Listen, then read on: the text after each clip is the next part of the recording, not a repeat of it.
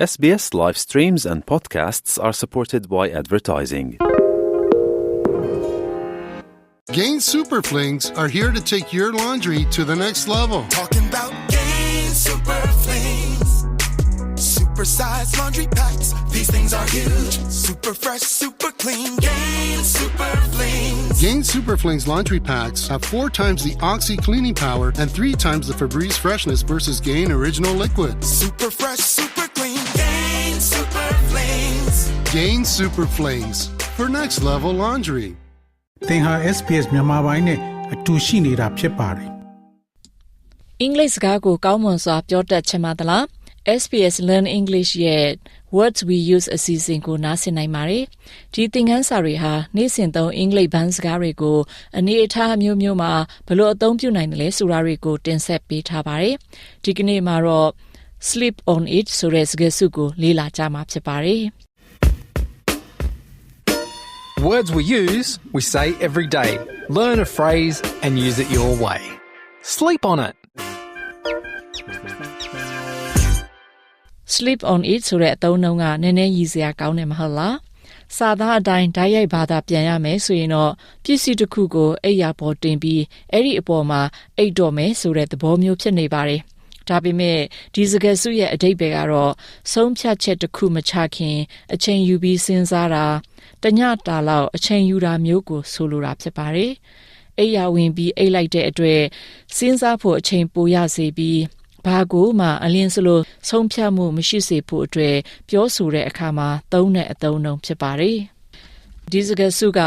လွန်ခဲ့တဲ့နှစ်ပေါင်းများစွာကတည်းကအသုံးပြုလာခဲ့တဲ့စကားစုတွေဖြစ်ပါတယ်ပထမဆုံးမှတ်တမ်းတင်ထားတဲ့အသုံးပြုမှုကတော့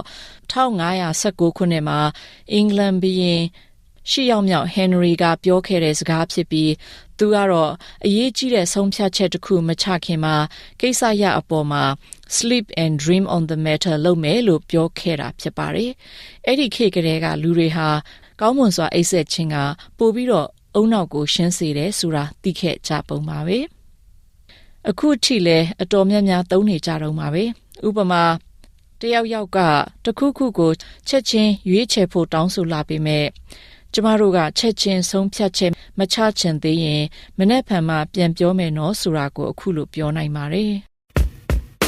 I'm not sure. I'll sleep on it and tell you tomorrow. ဒါမှမဟုတ်အလုပ်မှာဆိုရင်လေမန်နေဂျာကအဖြေကိုဒီနေ့လိုချင်ပေမဲ့ကျွန်တော်ကတော့အရင်ဆုံး sleep on it လုပ်တင်တယ်လို့ထင်တဲ့အကြောင်းပြောချင်ရင်အခုလိုပြောနိုင်ပါတယ် My manager wants an answer today, but I think I'll sleep on it first. နေ့စဉ်အနေအထားမျိုးမှာလည်းဒီစကားစုကိုသုံးနိုင်ပြီးဥပမာဒီသတင်းတွေကြားရင်တော့တောင်တက်ရင်ကောင်းမလားဆိုတာမဆုံးဖြတ်သေးဘူး sleep on it လုပ်ခွင့်ပေးပါအောင်လို့ပြောချင်ရင်အခုလိုပြောနိုင်ပါတယ် I'm not sure if I want to go hiking this weekend. Let me sleep on it. အကြံဉာဏ်ပေးတဲ့အခါမှာလည်းဒီစကားစုကိုအသုံးပြုနိုင်ပါတယ်အလျင်စလိုရွေးချယ်မှုမလုပ်ပါနဲ့စဉ်းစားပြီးတော့မနေ့ကြမှာပဲဘယ်လိုလဲဆိုတာစောင့်ကြည့်ပေါ်လို့ပြောချင်ရင်အခုလိုပြောဆိုနိုင်ပါတယ် Don't rush your choice. Sleep on it and see how you feel in the morning. တခြားလူတွေ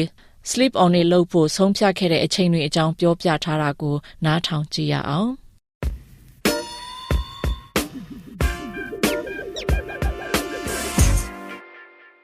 Should I buy the jacket or should I donate the money? That's a hard one. I should sleep on it. I was looking for something on Marketplace to buy for an old car, and the price was not right, so I just said, let me sleep on it. If I don't know what to decide, I sleep on it.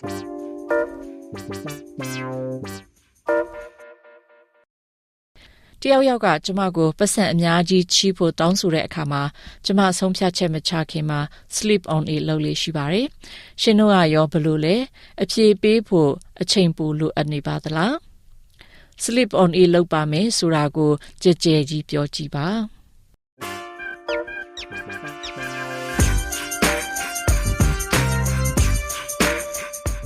ကျမကမူလှိုင်းသိမ့်မှာဒီ podcast ကိုခင်မာရီကလူမျိုးတွေပိုင်တဲ့ Eora Nation မြေပေါ်မှာအသံသွင်းတဲ့အကြောင်းလေးစားစွာအသိမှပြုပါတယ်။ဒါကတော့ SBS Learn English ရဲ့ Words We Use ဖြစ်ပါတယ်ရှင်။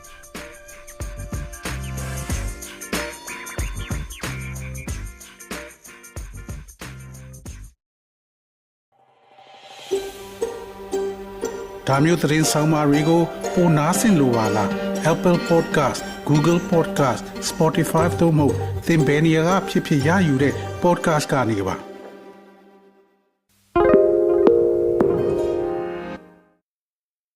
AI agents are everywhere, automating tasks and making decisions at machine speed. But agents make mistakes. Just one rogue agent can do big damage before you even notice.